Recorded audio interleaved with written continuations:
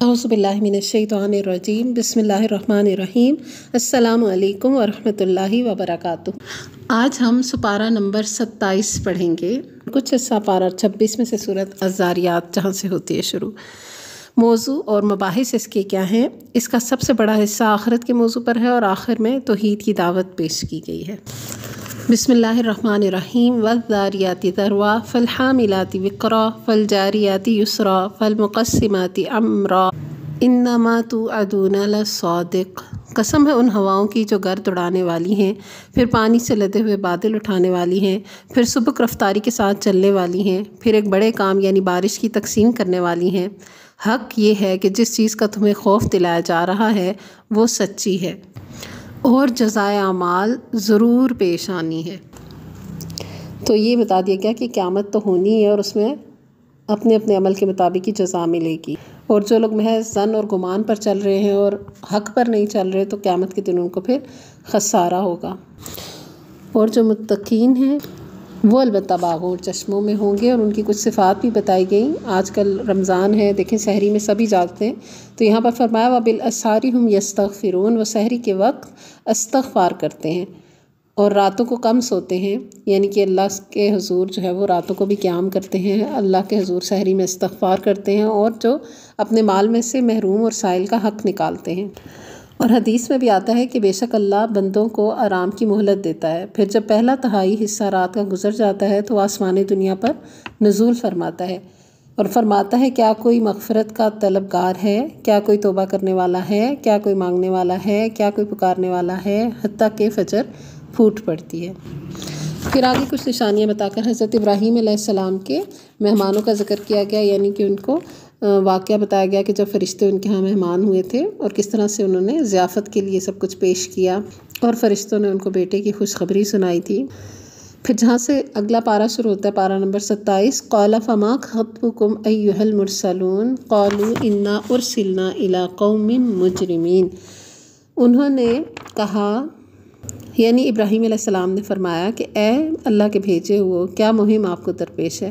उन्होंने कहा कि हम एक मुजरिम कौम की तरफ भेजे गए हैं, यानी अज़ाब लेकर हज़रत लूत अलैहिस्सलाम की कौम के पास आए थे उनको सज़ा देने के लिए। फिर हज़रत मूसा अलैहिस्सलाम का वाक़या भी आता है और कौम आद और कौम समूद का ज़िक्र और कौम नूह अलैहिस्सलाम का भी ज़िक्र मौजूद है। इन सब का ज़िक्र करके फिर फरमाया फ़फ़िर्रू इलल्लाहि इन्नी लकुम मिन्हु नज़ीरुम मुबीन, बस दौड़ो अल्लाह की तरफ, मैं तुम्हारे लिए उसकी तरफ से साफ़ साफ़ ख़बरदार करने वाला हूँ। फिर आयत नंबर 52 में एक अहम बात बता दी गई, वमा खलक़तुल जिन्ना वल इंसा इल्ला लियअबुदून, मैंने जिन्नो इंस को इसके सिवा किसी काम के लिए पैदा नहीं किया कि वो मेरी बंदगी करें। मा उरीदु मिनहुम मिर रिज़्क़िन वमा उरीदु अन युतइमून, मैं उनसे कोई रिस्क नहीं तलब करता और ना ये चाहता हूँ कि वो मुझको खिलाएं। इन्नल्लाह हुवर रज़्ज़ाक़ु ज़ुल क़ुव्वतिल मतीन, बिलाशुबह अल्लाह तो ख़ुद ही रज़्ज़ाक़ है और वो बड़ी क़ुव्वत वाला और ज़बरदस्त है। तो ये 3 आयतों के अंदर ना बहुत बड़ा जो है वो एक पैगाम पहुँचा दिया गया कि अल्लाह तो किसी से ये नहीं कहा कि मज़दूरी करके अल्लाह को कुछ कमा के ला के दो, बल्कि अल्लाह सुब्हानो तआला तो रिस्क ख़ुद देता है। यानी चूँकि पीछे आयतों में भी आप पढ़ चुके हुए पिछले पारों में भी कि रिस्क सारा अल्लाह के हाथ में है, जिसके लिए चाहता है फैला देता है, जिसके लिए चाहता है उसको कम करता है, ये उसकी मर्ज़ी और उसकी मंशा पर है। तो रिस्क के लिए कोशिश ज़रूर करें लेकिन अपनी इबादत को कुर्बान ना करें, यानी जो फ़राइज़ अल्लाह ताला ने बंदों के ऊपर लागू किए हैं उन फ़राइज़ को कुर्बान ना करें, क्योंकि बंदों को तो पैदा इसीलिए किया गया। अच्छा, इसका ये मतलब भी नहीं है कि कमाने के लिए कोशिश ना करे, रिस्क के लिए दौड़ धूप ना करे, बल्कि मतलब ये है कि उसको भी इबादत बनाए। रिस्क तलाश करना भी एक इबादत है। तो अब जैसे एक मशहूर कोट है, don't make worship an act but make every act a worship. तो अल्लाह ने बंदे को इबादत के लिए पैदा किया और मोमिन के लिए उसका सोना भी इबादत, उसका जागना भी इबादत, उसके ताल्लुकात भी इबादत, उसका रिस्क के लिए दौड़ धूप करना भी इबादत, अगर वो अल्लाह के रास्ते पे कर रहा है तो, अगर अल्लाह के बताए हुए अहकामात के मुताबिक कर रहा है। गोया कि अपनी ज़िंदगी जो मिली है ना वो इबादत करने के लिए मिली है, तो इसको ऐसे तर्ज पे गुजारो, इसमें तुम खाओगे भी, पियोगे भी, सोओगे भी, जागोगे भी, शादी भी करोगे, बच्चों की तरबियत भी करोगे और भी ज़िंदगी की तमाम मसरूफियात होंगी, सब कुछ करना है तो करना उस तरीके पे है जिसको करके इबादत तसव्वुर हो, इबादत कंसीडर हो जाए। और वो क्या तरीका है जिसमें इखलास होगा, हर अमल में इखलास हो और अमल आप सल्लल्लाहु अलैहि वसल्लम के तरीके के मुताबिक हो, तो फिर ये अमल सालेह है, नेक है, इबादत है, फिर चाहे कोई भी अमल है। तो इसलिए ये याद रखें, don't make worship an act but make every act a worship. और आखिर में फरमा दिया फ़इन्न लिल्लज़ीना ज़लमू ज़नूबम मिस्ल ज़नूबि अस्हाबिहिम फ़ला यस्तअजिलून फ़वैलुल लिल्लज़ीना कफ़रू मिन यौमिहिमुल्लज़ी यूअदून। बस जिन लोगों ने जुल्म किया है उनके हिस्से का भी वैसा ही अजाब तैयार है जैसा इन्हीं जैसे लोगों को उनके हिस्से का मिल चुका है। इसके लिए ये लोग जल्दी ना बचाएं, आखिर को तबाही है कुफर करने वालों के लिए इस रोज़ जिसका इन्हें खौफ दिलाया जा रहा है। सूरत अत्तूर, इसके एक रुकू में आखिरत को मौजू बनाया गया और दूसरे रुकू में सरदारान कुरैश के रवैये पर तनकीद की गई। और इसमें यह भी बताया गया कि जो लोग अहले ईमान हैं और उनके ईमान के नक्शे कदम पर चल के उनकी औलादें भी नेक रविश पर चली तो जन्नत में ये सब इकट्ठे होंगे, इनके अमलों में कोई कमी नहीं की जाएगी, इनके दर्जों में कोई कमी नहीं की जाएगी, इन्हें खूब अजर मिलेगा। और सूरत के आखिर में आयत 48 में आता है वस्बिर लिहुक्मि रब्बिका फ़इन्नका बिआयुनिना वसब्बिह बिहम्दि रब्बिका हीना तक़ूम व मिनल लैली फ़सब्बिहु व इदबारन नुजूम। ए नबी सल्लल्लाहु अलैहि वसल्लम, अपने रब का फ़ैसला आने तक सब्र करो, तुम हमारी निगाह में हो। तुम जब उठो तो अपने रब की हम्द के साथ उसकी तस्बीह करो, रात को भी इसकी तस्बीह किया करो और सितारे जब पलटते हैं उस वक्त भी, यानी अल्लाह के साथ अपना मामला दुरुस्त रखो और जो भी तुम्हारे साथ मामला पेश आ रहा है उस पर सब्र करो अपने रब का फ़ैसला आने तक, क्योंकि तुम तो रब की निगाहों में हो। तो आप देखें कि अल्लाह ताला तो किसी भूल से पाक हैं, हर भूल से पाक हैं। तो अल्लाह बंदों से उनकी पुकार को सुनते हैं, उनके अमाल से वाकिफ़ हैं, उनकी निगाहों में हैं उनके बंदे। तो वस्बिर लिहुक्मि रब्बिक, अपने रब के हुक्म आने तक, उसका फ़ैसला आने तक सब्र करो, जम जाओ। फ़इन्नका बिआयुनिना, बिलाशुबा तुम उसकी निगाहों में हो। फिर सूरत अन-नज्म, ये कुरान मजीद की वो पहली सूरत है जिसे आप सल्लल्लाहु अलैहि वसल्लम ने कुरैश के एक मजमा आम में सुनाया था। मजमे में काफिर और मोमिन सब मौजूद थे। आखिर में जब आपने आयत सजदा पढ़कर सजदा फरमाया, जो कि इस सूरत के आखिर में है, तो तमाम हाजरीन आपके साथ सजदे में गिर गए और मुशरिकीन के वो बड़े बड़े सरदार तक सजदे में गिर गए जो मुखालफत में पेश थे। यानी इसका कलाम इस कदर मजबूत है कि मुशरिक और मोमिन सब ही सजदे में चले गए और कोई भी सजदा किए बगैर ना रह सका। इब्ने मसूद रज़ी अल्लाह अन्हु बयान करते हैं कि मैंने कुफ़ार में सिर्फ एक शख्स उमैया बिन खलफ को देखा कि इसने सजदा करने के बजाय कुछ मिट्टी उठाकर पेशानी से लगा ली और कहा कि मेरे लिए बस यही काफ़ी है। बाद में मेरी आंखों ने देखा कि वो कुफर की हालत में कत्ल हुआ। फिर इसका यानी देखें कि इतना ज़्यादा उसके अंदर तकब्बुर था कि उसको भी समझ आ रही थी क्या इस मौके पे आजिज़ी करनी चाहिए ऐसी आयतें सुन के, लेकिन वो ख़ुद नहीं झुका, उसने मिट्टी उठा के माथे पे लगा ली। बहरहाल ये इस सूरत की शान है। बिस्मिल्लाहिर्रहमानिर्रहीम। वन्नज्मि इज़ा हवा मा दल्ला साहिबुकुम वमा गवा वमा यंतिकु अनिल हवा इन हुआ इल्ला वह्युन यूहा। कसम है तारीख की जबकि वो गुरूब हुआ, तुम्हारा रफ़ीक यानी आप सल्लल्लाहु अलैहि वसल्लम ना भटका है ना बहका है, वो अपनी ख्वाहिश नफ्स से नहीं बोलता। ये तो एक वही है जो उस पर नाजिल की जाती है। तो यहाँ पर शुरू में आप सल्लल्लाहु अलैहि वसल्लम के औसाफ भी बताए गए और आपको डिफेंड भी किया गया, और उसके बाद हज़रत जिब्राईल अलैहिस्सलाम के औसाफ बताए गए कि वो अमानतदार भी हैं, क़ुव्वत वाले भी हैं, और ये भी बताया गया कि वो आप सल्लल्लाहु अलैहि वसल्लम के किस कदर करीब हुए। और आप सल्लल्लाहु अलैहि वसल्लम ने हज़रत जिब्राईल अलैहिस्सलाम को उनकी असली शक्ल में भी देखा जब उनके 600 पर उनको नज़र आए। एक पर मशरिक़ और मग़रिब के दरमियान फासले जितना था। इसको आप सल्लल्लाहु अलैहि वसल्लम के दिल ने झुटलाया नहीं, बल्कि इसको अल्लाह की अजीम कुदरत तस्लीम किया। और मिराज के सफ़र का भी जिक्र है और सिदरतुल मुंतहा जहाँ तक आप सल्लल्लाहु अलैहि वसल्लम के साथ हज़रत जिब्राईल अलैहिस्सलाम गए थे वहाँ तक का तज़किरा आता है। सिदरतुल मुंतहा एक बेरी का दरख्त है जो छठे या सातवें आसमान पर है और यह आखिरी हद है, इससे ऊपर कोई फ़रिश्ता नहीं जा सकता और फ़रिश्ते अल्लाह के अहकामात यहीं से वसूल करते हैं। और इस सिदरतुल मुंतहा के पास ही फरमा दिया कि इंदहा जन्नतुल मअवा, इसके पास ही जन्नतुल मअवा है। तो इसकी तफसीर में आता है कि ये इसलिए इसको जन्नतुल मअवा कहते हैं कि ये हज़रत आदम अलैहिस्सलाम का मावा और मस्कन यही था। बाज़ कहते हैं कि रूहें यहाँ आकर जमा होती हैं और सिदरतुल मुंतहा में जो आपने मुशाहिदा किया था उसकी कैफियत का भी बयान है यहाँ पर कि वहाँ आप सल्लल्लाहु अलैहि वसल्लम ने कुछ ख़ास मुशाहिदा किया था और आपकी ना तो निगाह बहकी ना हद से बढ़ी और आपने अपने रब की बड़ी बड़ी निशानियाँ देखी। और हदीस से पता चलता है कि आप सल्लल्लाहु अलैहि वसल्लम ने सोने के परवाने देखे जो उसके गिर्द मंडला रहे थे और फरिश्तों का अक्स इस पर पड़ रहा था और रब की तजल्लियात का मज़हर भी वहीं था। इसी मकाम पर नबी सल्लल्लाहु अलैहि वसल्लम को 3 चीज़ों से नवाजा गया था, यानी 5 वक्त की नमाज़ें, सूरत अल-बक़रा की आखिरी आयत और उस मुसलमान की मग़फ़रत का वादा जो शिर्क की आलूदगियों से पाक होगा। लक़द रआ मिन आयाति रब्बिहिल कुब्रा, और उसने अपने रब की बड़ी बड़ी निशानियाँ देखी। तो अभी हम ये इसका मुख्तसर सिर्फ देख रहे हैं, वरना ये सूरत की आयत अल्लाह की शान और जलालत बयान करती हैं। और इसको बयान करने के बाद आगे ज़िक्र आ गया उन देवी देवताओं का जिन्हें मुशरिकीन मक्का पर पुकारते थे ना कि तुमने लात और उज़्ज़ा को, मनात सालिसा को देखा है, इन सब को देखा है तुमने कि वो क्या है। इनकी ज़रा हकीकत पे गौर करो, कहाँ वो और कहाँ अल्लाह सुब्हानहू तआला की ज़ात, किसके साथ किसको शरीक कर रहे हो। ये तो बस नाम है जो तुम लोगों ने रख लिए, अल्लाह ने तो इनकी कोई दलील नहीं उतारी। फिर एक जगह पर हज़रत इब्राहीम अलैहिस्सलाम की बहुत तारीफ़ आई एक छोटी सी आयत में, व इब्राहीम अल्लज़ी वफ़ा। अल्लाह ने फरमाया कि इब्राहीम वो था जिसने वफ़ा की। और फिर ये भी बता दिया गया कि कोई बोझ उठाने वाला किसी दूसरे का बोझ नहीं उठाएगा, और ये कि इंसान के लिए कुछ नहीं है मगर वो जिसकी इसने कोशिश की।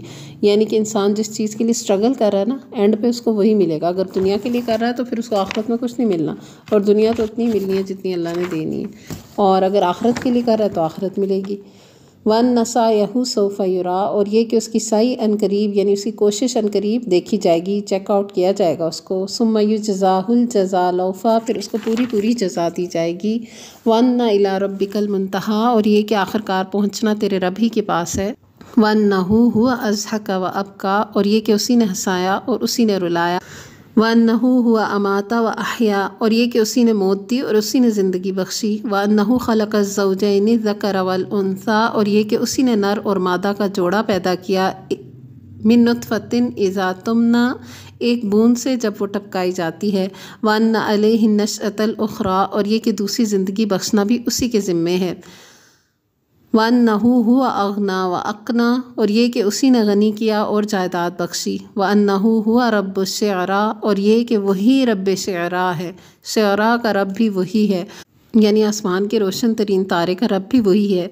वन्नहु अहलक आदनिल ऊला, और ये कि उसी ने आदे ऊला को हलाक किया। व समूदा फमा अबका, और समूद को ऐसा मिटाया कि इसमें से कोई बाकी न छोड़ा। व कौम नूहिम मिन क़ब्लु इन्नहुम कानू हुम अज़लम व अतग़ा, और उनसे पहले कौम नूह को तबाह किया क्योंकि वो थे ही सख्त जालिम और सरकश लोग। वल मुत्तफ़िक़त अहवा, और औंधी गिरने वाली बस्तियों को उठा फेंका। फ़ग़श्शाहा मा ग़श्शा, फिर छा दिया इन पर वो कुछ जो तुम जानते ही हो कि छा गया था। फ़बिअय्यि आलाइ रब्बिका ततमारा, पस ए मुखातिब अपने रब की किन किन नेमतों में तू शक करेगा।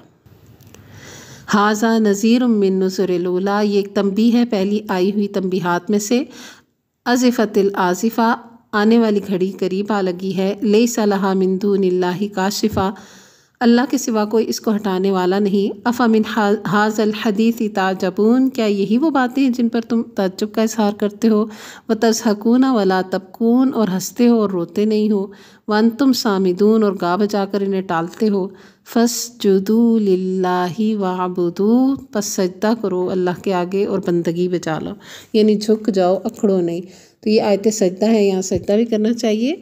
और ये मैंने आयतें इसलिए पढ़ी हैं कि आप इनको देख लें कि ये कितनी पुरज़ोर पुरअसर आयतें हैं। कितना सच तो सारा ही कुरान है, लेकिन किस पुरज़ोर अंदाज में यहाँ सब कुछ बयान हुआ कि अहले मक्का में से मुशरिकीन, मोमिन तो सजदे में गए ही थे, मुशरिकीन भी सजदा कर रहे थे। तो ये ऑटोमेटिकली उनके अंदर इसकी हक़ानियत उतर गई थी। फिर इसके बाद सूरत अल-क़मर, इसमें कुफ़ार मक्का की हठ धर्मी पर इन्हें मुतनब्बे भी किया गया। शक्ल कमर का हैरत अंगेज़ वाक़या भी बताया गया। बिस्मिल्लाहिर्रहमानिर्रहीम, इक़्तरबतिस्साअतु वन्शक़्क़ल क़मर, क़यामत की घड़ी करीब आ गई और चाँद फट गया। मगर इन लोगों का हाल ये है कि ख्वाह कोई निशानी देख लें मुंह मोड़ जाते हैं और कहते हैं ये तो चलता हुआ जादू है। तो यहाँ जिस वाक़े का, मशहूर वाक़े का ज़िक्र है कि तमाम रवायात को अगर जमा करके देखें तो पता ये चलता है कि हिजरत से तकरीबन 5 साल पहले का वाक़या है। कमरी महीने की 14वीं शब थी, चाँद अभी अभी तुलू हुआ था। यकायक वो फटा और इसका एक टुकड़ा सामने की पहाड़ी के एक तरफ और दूसरा टुकड़ा दूसरी तरफ नज़र आया। ये कैफियत बस एक ही लहजा रही और फिर दोनों टुकड़े वहाँ जुड़ गए। नबी सल्लल्लाहु अलैहि वसल्लम उस वक्त मिना में तशरीफ़ फरमा थे। आपने लोगों से फरमाया, देखो और गवाह रहो। कुफ़ार ने कहा, आप सल्लल्लाहु अलैहि वसल्लम ने हम पर जादू कर दिया था, इसलिए हमारी आंखों ने धोखा खाया। दूसरे लोग बोले कि मोहम्मद सल्लल्लाहु अलैहि वसल्लम हम पर जादू कर सकते थे, तमाम लोगों पर तो नहीं कर सकते थे। बाहर के लोगों को आने दो, उनसे पूछेंगे कि ये वाक़या उन्होंने भी देखा है या नहीं। बाहर से जब लोग आए तो उन्होंने शहादत दी कि वो भी ये मंज़र देख चुके हैं। तो ये आप सल्लल्लाहु अलैहि वसल्लम की मोजज़ात में से था। और जैसा कि हदीस में आता है कि मैं और क़यामत ऐसे मुत्तसिल हैं जैसे ये 2 उंगलियाँ। तो आप सल्लल्लाहु अलैहि वसल्लम ने 2 उंगलियों को जोड़कर ये बात बताई, अपनी सबाबा और दरमियानी उंगली की तरफ इशारा करके आपने ऐसे फरमाया। तो अब आप ये देखें कि नबी सल्लल्लाहु अलैहि वसल्लम की बासत का होना ही क़यामत की निशानियों में से कि आप आखिरी नबी आ गए, इसके बाद तो अब कभी नबी नहीं आएगा, क़यामत ही आएगी। तो ना मानने वाले फिर उस दिन का इंतज़ार कर रहे हैं शायद। तो ये बताया जा रहा है कि मुअज्ज़ात भी आ रहे हैं, निशानियाँ भी ज़ाहिर हो रही हैं, पैगंबर भी आ गए हैं, तो क्या क़यामत के मुंतज़िर हो। इस सूरत की ख़ास बात यह है कि इसमें बार बार जिस आयत की तकरार हुई है वो है वलक़द यस्सरनल क़ुरआना लिज़्ज़िक्रि फ़हल मिन मुद्दकिर। हमने इस कुरान को नसीहत के लिए आसान ज़रिया बना दिया है, बस है कोई जो नसीहत कबूल करे। और आखिर में फरमाया वकुल्लु शैइन फ़अलूहु फ़िज़्ज़ुबुर, जो कुछ उन्होंने किया है वो सब दफ्तरों में दर्ज है। वकुल्लु सगीरिन व कबीरिन मुस्ततर, और हर छोटी और बड़ी बात लिखी हुई मौजूद है। जो कुछ भी किसी ने किया है सब कुछ सेव है, सब कुछ रिटन है। तो इसलिए क्या करे इंसान, अच्छे काम करे, बुरे काम ना करे, गलती हो जाए तो तौबा कर ले, मिटवा दे अल्लाह के हजूर अपने तौबा करके माफ़ी मांग के।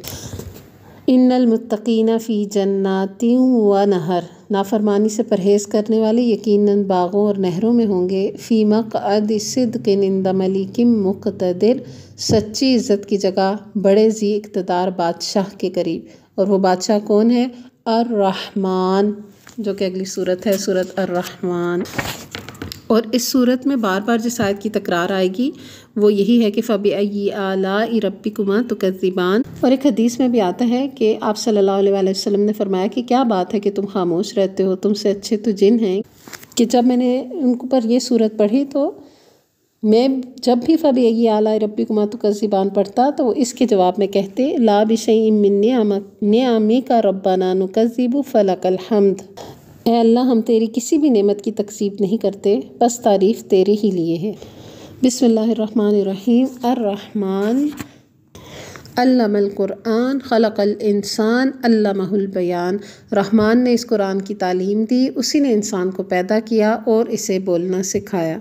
तो 4 आयतें हैं रहमान से इंसान के ताल्लुक़ को बयान करती हैं कि अर्रहमान ने कुरान का इल्म इंसान को सिखाया, उसको पैदा किया इंसान को और उसको क़ुव्वत बयान दी।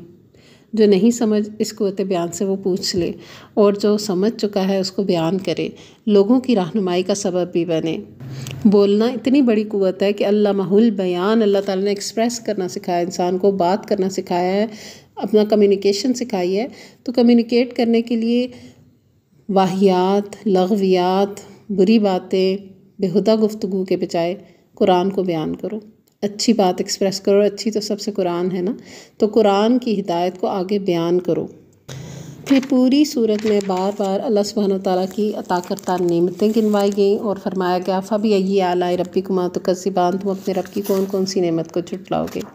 तो हम कहते हैं ला बिशैइन मिन निअमिका रब्बना नुकज़्ज़िबु फलकल हम्द। और अल्लाह की कायनात की निशानियाँ बताई गई कि कैसी शानदार कायनात उसने तुम्हारे लिए बनाई हुई है, जिसमें तुम पर मुतालबा ये है कि अल्लाह की अताअत करो। और वो सारी निशानियाँ भी बता कर यही फरमाया गया बार बार कि फ़बिअय्यि आलाइ रब्बिकुमा तुकज़्ज़िबान। तो हम यही कहते हैं कि ला बिशैइन मिन निअमिका रब्बना नुकज़्ज़िबु फलकल हम्द।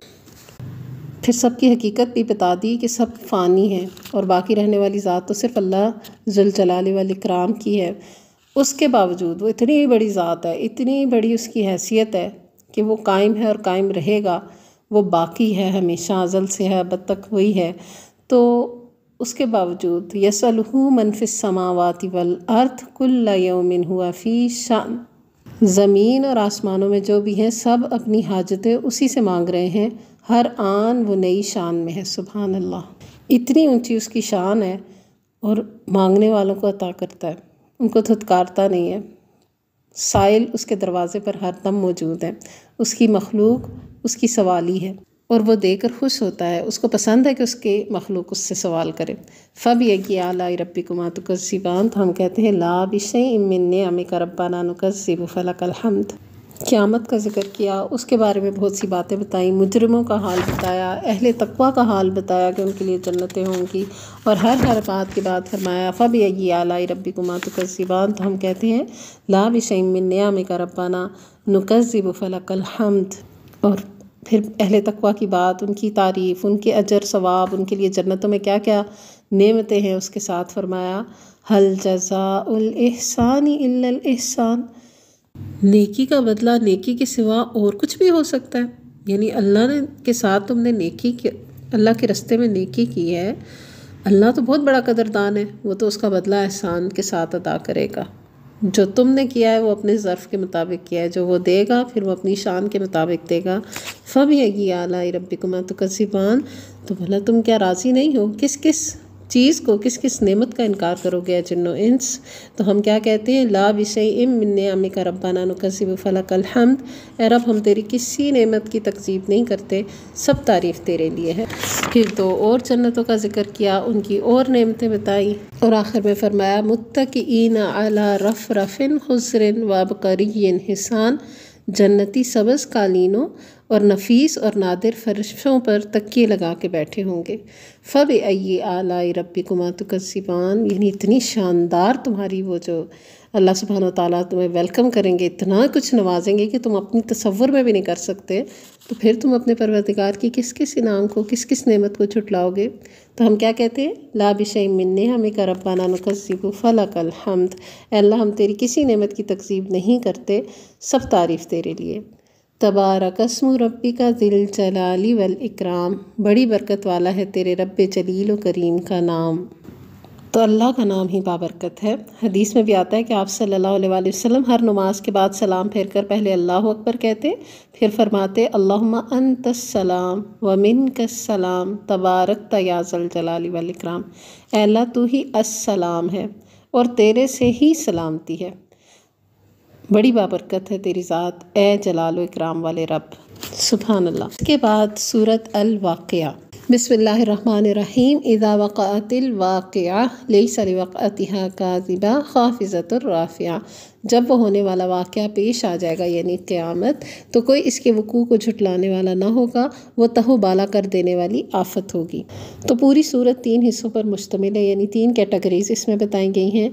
क़यामत के मंज़र को सामने रखते हुए 3 ग्रुप्स बन जाएंगे, 3 बड़े ग्रुप्स का जिक्र किया गया। एक साबिकून अल अव्वलून, जो सबसे आगे होंगे, सबसे प्रेफर किया जाएगा जिनको अल्लाह ताला के यहाँ, और दूसरे नंबर पे वो लोग जो दाएं हाथ वाले होंगे, यानी जिनके नामा अमाल उनको दाएं हाथ में दिए जाएंगे और ये उनके लिए जन्नत में जाने का एक परवाना ही होगा।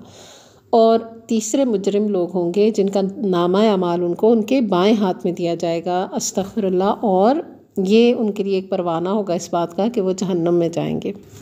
तो तीनों ग्रोहों का जिक्र करके ये भी बताया गया कि इन 3 ग्रोहों में क्या क्या उनको नेमतें मिलेंगी, या जो मुजरिमीन का ग्रोह होगा तो उसके साथ क्या क़यामत के दिन सलूक होगा, उसको किस किस्म की जहन्नुम की तकलीफ़ें और अज़ाब मिलेंगे।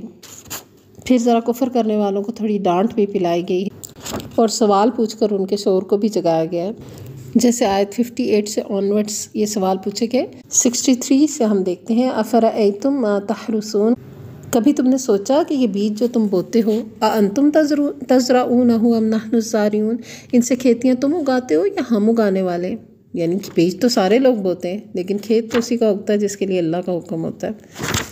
वलौ नशाउ लजअलनाहु हुतामन फज़लतुम तफ़क्कहून, हम चाहें तो इन खेतियों को भुस बना कर रखते और तुम तरह तरह की बातें ही करते रह जाओ। इन्ना लमुग़रमून बल नहनु महरूमून, कहते रह जाओ कि हम पर तो उल्टी चट्टी पड़ गई, बल्कि हमारे तो नसीब फूट गए। अफ़रअय्तुमुल माअल्लज़ी तशरबून, कभी तुमने आँखें खोल कर देखा ये पानी जो तुम पीते हो, अअंतुम अंज़लतुमूहु मिनल मुज़्नि अम नहनुल मुनज़िलून, इसे बादलों से तुम बरसा कर लाए हो या इसके बरसाने वाले हम हैं।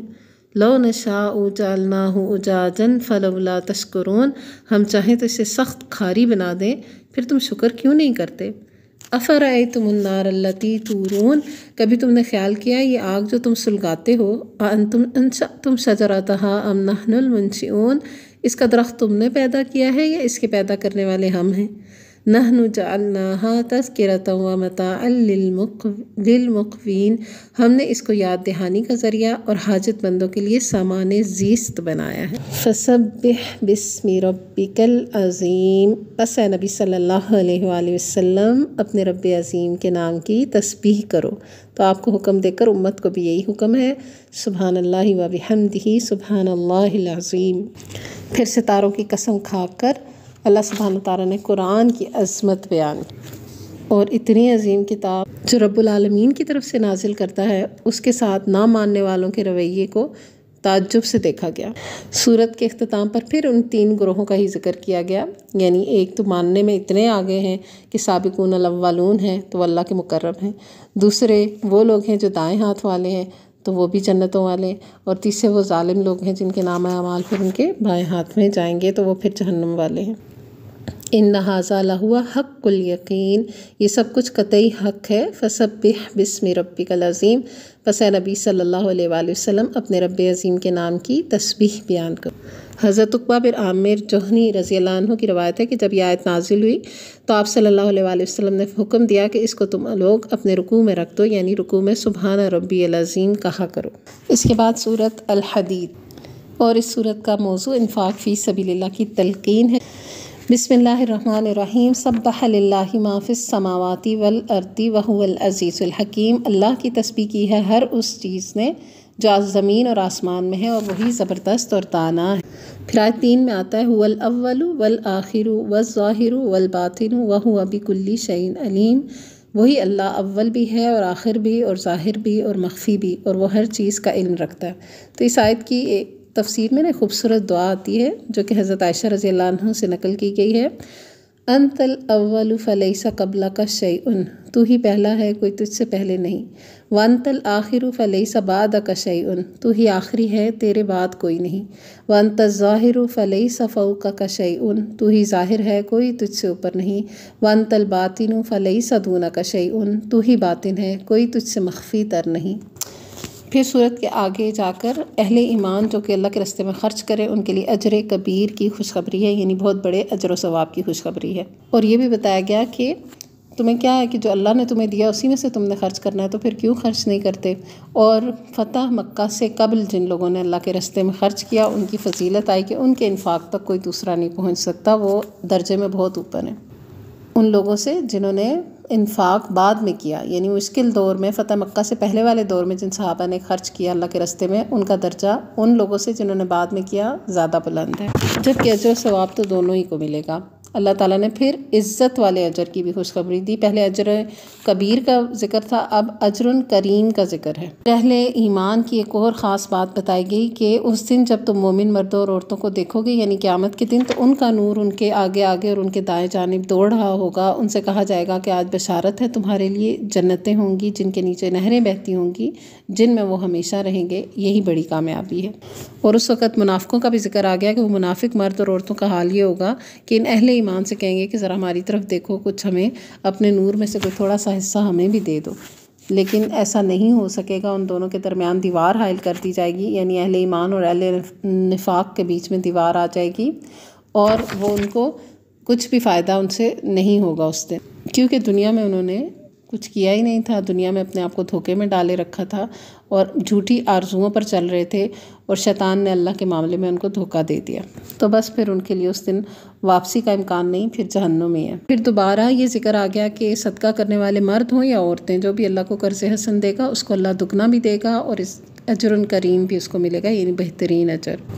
फिर दुनिया की हकीकत आयत नंबर 20 में बता दी गई कि ये दुनिया की ज़िंदगी इसके सिवा कुछ नहीं कि एक खेल और दिल लगी और ज़ाहिरी टीप टाप और तुम्हारा आपस में एक दूसरे पर फ़ख्र जताना और मालो औलाद में एक दूसरे से बढ़ने की कोशिश करना।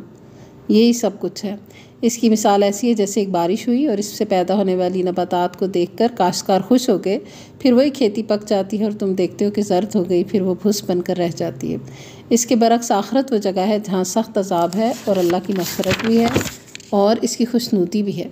तो ये कहने का मतलब ये है कि दुनिया की ज़िंदगी का धोखा ना खाओ, बल्कि इसमें ये सब नेमतें जो भी मिली हैं इस पर गुरूर, तकब्बुर, मुकाबलाबाजी, फ़ख्र जताना, ये सब करने की ज़रूरत नहीं है। जो नेमतें मिली हैं उन्हीं पे शुक्र करके तुम्हारे लिए आगे मग़फ़िरत और जन्नत हो सकती है।